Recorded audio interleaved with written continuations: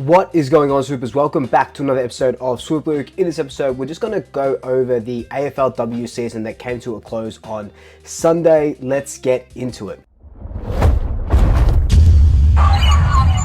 Just before we get into this video, I'm recording this at 4:45 because I had just uploaded everything and everything was ready to go.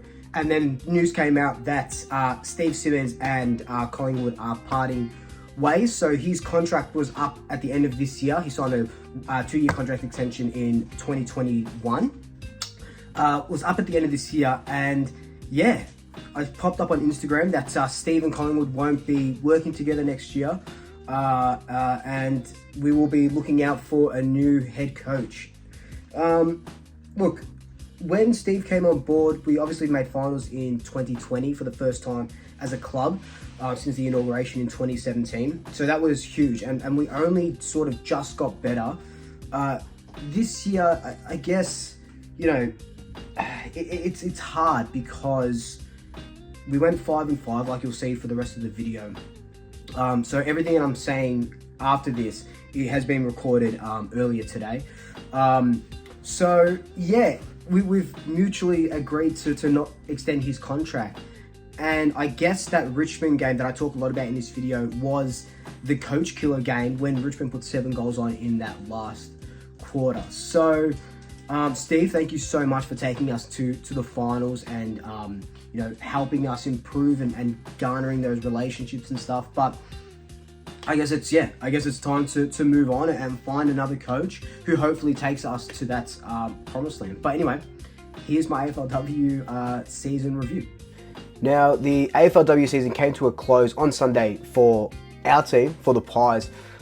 We unfortunately didn't make finals. We got absolutely smashed by Richmond. We went into that game needing at least a 3-goal win to jump St Kilda. We needed more goals to sort of beat Sydney on their percentage, and the girls unfortunately just didn't have it in them. In that second half, they only kicked 1 point. And Richmond in that game, in that last quarter, when they were only up by 9 points in that last quarter, kicked 7 goals, which is an incredible effort for them. In the end, didn't really mean much for them either because they weren't going to make finals. But it's a blow in the gut for our team and what we've been trying to do this season, what we've been trying to build. And I'll talk about the sort of ins and outs that went into this season and kind of what I sort of saw. But to think that if we had won by a few goals, we would have had a chance, a mathematical chance to sort of still make the finals. And then to get absolutely smashed in that last quarter especially, yeah, it's a disappointing way to end our season. Going into this season though, we'd lost a lot of talent. Losing Chloe Molloy to Sydney it really, really hurt, right?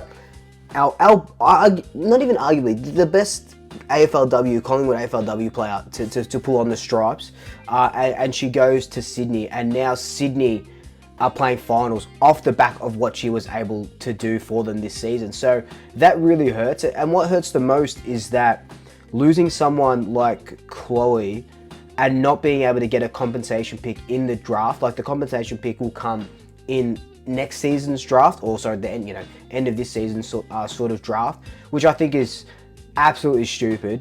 You lose your best player, like losing Nick Dacos and then not getting anything for him until the next year. Like, what are you supposed to do? It just really sucks.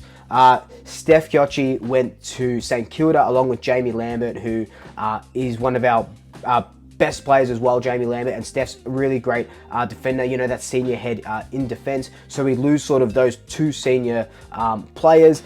Jordan Membry, who was suffering a little bit of, I think she just came off like an ACL injury or something like that.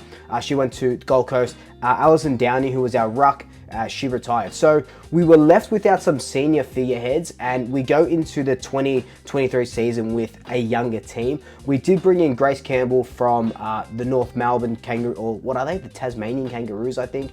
Tiny White from St Kilda, and Nell Morris-Dalton from the Western Bulldogs. And those 3 players, I think they played most games. Correct me if I'm wrong. They played most games, and they really showed glimpses of what they could be. Nell kicked 2 against Richmond. on Sunday, the game that we got absolutely smashed in.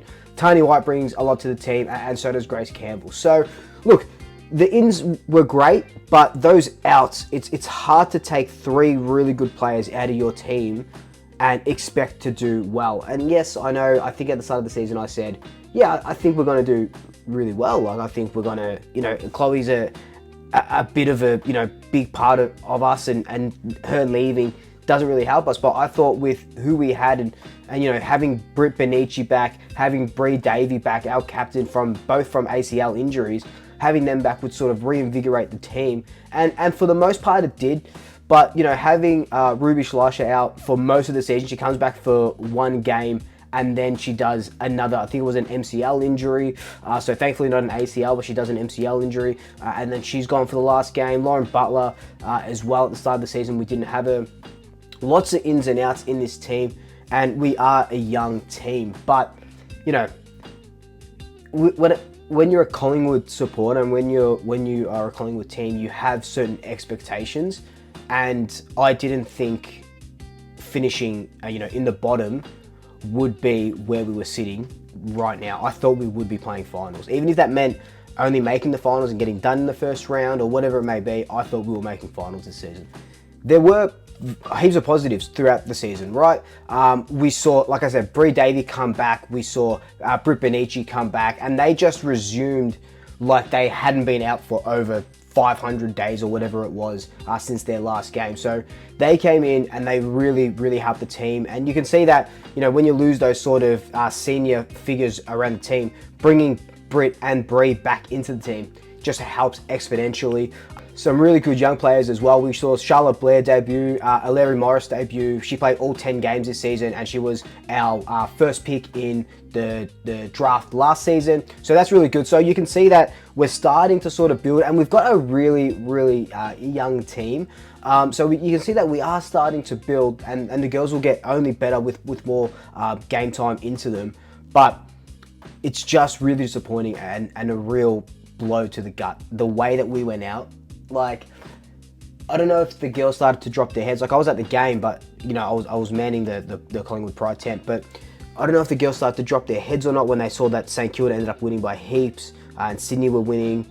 But to be in front at halftime, even by 4 points, okay, that's good. You can sort of go in from that. But then to kick 1 point in the second half, and then Richmond kicked 7, you can kind of see that the girls, they just kind of looked over it and out, like, you know what I mean? Like, just real, drop their heads quickly, and then that was it. And then that's why Richmond were able to pile 7 goals onto us.